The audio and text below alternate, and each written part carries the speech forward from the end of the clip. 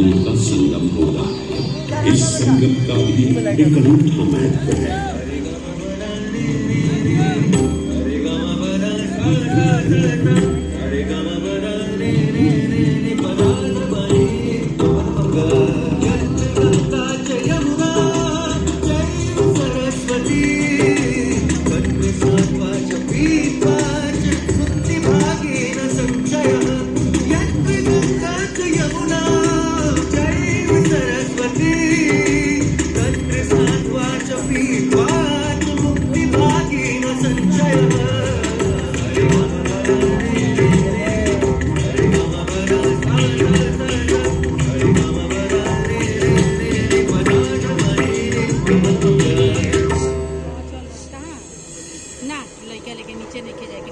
प्रयाग में गंगा, यमुना और सरस्वती जैसी 3 सबसे पवित्र और पूजनीय नदियों का दिव्य संगम होता है।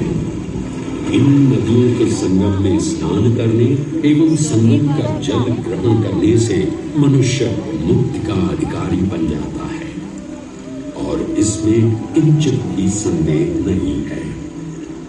ब्रह्म पुराण में ब्रह्मा जी भी कहते हैं कि प्रयाग में सरस्वती जी अदृश्य रूप में आकर गंगा जी से मिलती है। इसलिए इस क्षेत्र को सरस्वती तीर्थ संगम भी कहा गया है।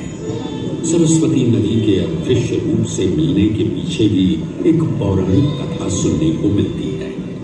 ऐसा माना जाता है कि बद्रीनाथ क्षेत्र की गुफाओं में जब वेद व्यास जी भगवान गणेश को महाभारत की कथा सुना रहे थे, तब उस क्षण सरस्वती जी हिम शिखरों से टकराते हुए अपना मार्ग बनाती हुई बड़ी ही तीव्र गति से बह रही थी। सरस्वती नदी के इस तेज बहाव से उत्पन्न होने वाली तेज ध्वनि वेद व्यास जी का ध्यान भंग कर रही थी।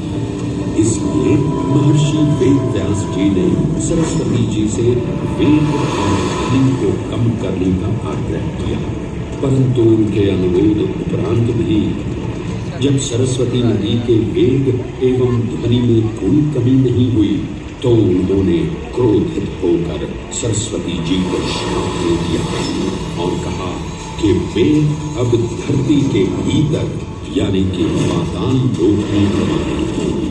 तब से ये माना जाता है कि हिम शिखरों से उद्गमित हुई सरस्वती नदी उत्तराखंड के माना गांव से आगे अपने अदृश्य रूप में प्रवाहित होती है। आगे चलकर यही अदृश्य रूपी मां सरस्वती प्रयागराज में गंगा एवं यमुना नदी से मिलकर त्रिवेणी संगम को पूर्ण करती है। ये प्रयाग नगरी पवित्रता का उद्गम है, जिसके अंश हमें वेदों एवं पुराणों में भी मिलते हैं, जिनमें वर्णित है सुरों असुरों द्वारा हुआ समुद्र मंथन। अमृत प्राप्ति के लिए सुरों और असुरों ने एकजुट होकर क्षीर सागर का मंथन किया, जिसके संदर्भ में पुराणों में विभिन्न कथाएं देखने को मिलती हैं। उन्हीं कथाओं में एक कथा महर्षि दुर्वासा और इंद्रदेव से संबंधित है। इस कथा के अनुसार ऋषि दुर्वासा ने इंद्रदेव से प्रसन्न हो उन्हें पारिजात पुष्पों की एक दिव्य माला भेंट की, जिसे इंद्रदेव ने साधारण पुष्पों की माला समझ स्वयं धारण न कर उसे अपने वाहक गजराज ऐरावत के मस्तक पर रख दिया। पल भर में गजराज ने वो माला धरा पर गिरा उसे अपने पैरों तले रोक दिया। ऋषि दुर्वासा से ये अपमान सहन न हुआ और उसी क्षण क्रोधित हो उन्होंने इंद्रदेव को श्राप दे दिया। ये अहंकारी इंद्र, तेरा इतना दुस्साहस कि तूने मेरा अपमान किया। जिस वैभव एवं शौर्य पर तू इधर आ रहा है, क्षण भर में ही तेरा ये वैभव, प्रतिष्ठा, शक्तियां सब नष्ट हो जाएंगी। पुत्र दुर्वासा समस्त देवगणों को चीरहीन होने का श्राप।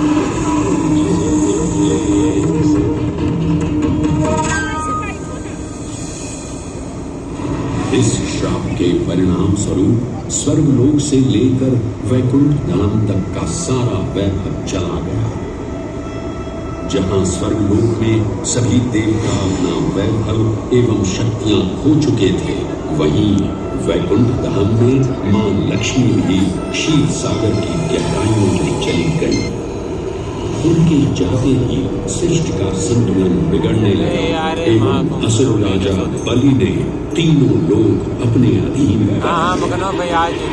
ये सब देखकर सभी देवतागण अपने श्राप के निवारण हेतु भगवान विष्णु की शरण में जा पहुंचे और कहने लगे, हे पालनहार, हे स्वामी, अब आप ही हमें इस थोड़ा सा होने का मार्ग बता सकते हैं, अन्यथा हम अपनी शक्तियों से सदैव वंचित ही रहेंगे और युद्ध में कभी भी असुरों का सामना नहीं कर पाएंगे। हे देवराज, ऋषि दुर्वासा के श्राप से सभी देवतागण जीवन मृत्यु के काल चक्र में बंध चुके हैं। इस काल चक्र एवं श्राप से मुक्त होने के लिए अब केवल एक ही मार्ग शेष है और वो है समुद्र मंथन। इस समुद्र मंथन से निकलने वाले रत्न ही आपके खोए हुए यश, वैभव और कीर्ति को पुनः स्थापित करेंगे। परंतु आपको इस मंथन के लिए असुरों के बल की भी आवश्यकता होगी, क्योंकि उनके बिना यह समुद्र मंथन संभव नहीं है। जैसी आपकी आज्ञा प्रभु, हम असुरों के साथ समुद्र मंथन करने के लिए तैयार हैं। देवताओं असुरों ने एक मत होकर क्षीर सागर का मंथन करना स्वीकार किया। जहां मंदार पर्वत मथनी के रूप में आए तो वहीं वासुकी नाग को नेत्र की भूमिका मिली। भगवान विष्णु ने स्वयं कुर्म अवतार धारण कर मंदार पर्वत को उसका आधार प्रदान किया। क्षीर सागर को मथना शुरू किया गया और 14 रत्नों में सबसे पहले हलाहल विष उत्पन्न हुआ। उस विष के प्रभाव को कोई भी देवता या असुर सहन करने में समर्थ नहीं थे। इस कालकूट विष से सृष्टि का विनाश हो सकता था। इसीलिए इस आपदा से बचाने स्वयं देवों के देव महादेव प्रकट हुए और उन्होंने इस विष का पान किया। ये सब देख मां पार्वती ने विष को भगवान शिव के कंठ तक ही रोक दिया। इस कालकूट विष के प्रभाव से महादेव का कंठ नीला पड़ गया और तभी से उन्हें नीलकंठ के नाम से भी जाना जाने लगा।